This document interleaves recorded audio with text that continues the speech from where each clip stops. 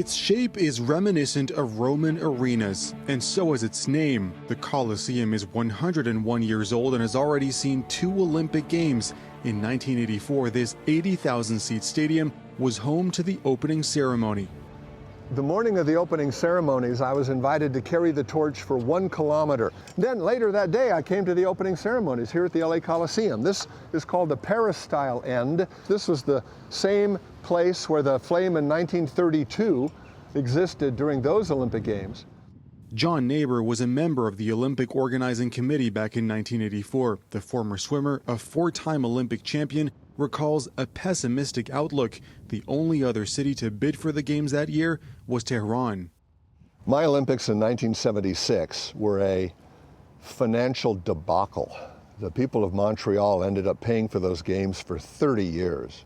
And then in 1980, the Soviet Union invaded Afghanistan, so the American politicians decided we shouldn't participate in their Olympics. And in February of 1984, the Russians decided they weren't going to participate in our Olympics. The Games were at risk of losing relevance in the world. The press was certainly skeptical, but instead, Los Angeles brought the Games into the modern era. Pour la première fois dans l'histoire des Jeux, le comité est une association privée. Il a passé avec ABC, un des géants de la télévision, le plus gros contrat encore de l'histoire du sport.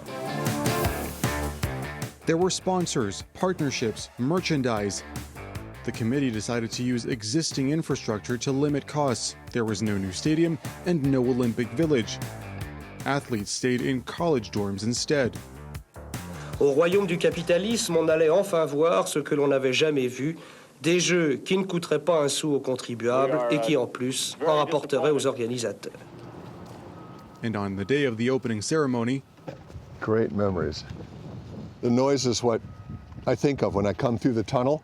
John entered the stadium carrying the Olympic flag. Behind him, athletes from 140 nations, including China, which, unlike the USSR, refused to boycott the event. So you're a communist in America coming out of the tunnel, and they give you a standing ovation. That, to me, was a gesture of international goodwill. The 1984 Olympic Games were not only financially successful, but they also made a statement that the world can get along. The Games went off without a hitch, and the profits were huge, more than $230 million. The impact of that money can still be seen today in some of LA's poorest neighborhoods. Guys, keep working on your running cartwheels and your handstands and your back rolls.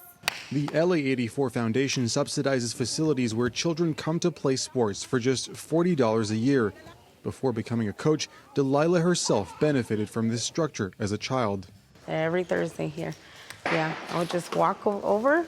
And for me, it was like an escape from being, in that ugly environment at my house. So I came to gymnastics, and then I never left. The foundation receives some $27,000 each year. The goal is to make sports accessible to all, with positive effects on concentration and self-confidence. Gymnastics is my favorite thing because it helps me learn better. We couldn't afford it otherwise because we know that elsewhere they charge a lot. It's very expensive. The community we have is what has helped us to ensure that young people like them integrate and don't get lost.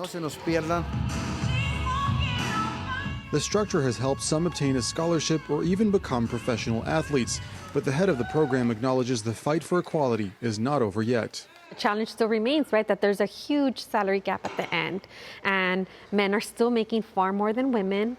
Women are still caught up in some of the feminine-based sports. 40 years on, the Los Angeles Olympic Games and their legacy are still being celebrated. The foundation claims it's helped 4 million children and trained almost 200,000 coaches since then. It's a reputation that LA hopes to continue to honor. In 4 years' time, the city will host its 3rd Olympics. I'm hoping, one, to live up to that legacy, but I'm also hoping that LA 28 really becomes a catalyst for us to resolve a number of issues that we have here. We have an issue with people who are unhoused, and we want to make sure that they have housing, especially before the world comes. Despite a budget of almost $7 billion, the 2028 committee knows it is still nowhere near making those goals a reality.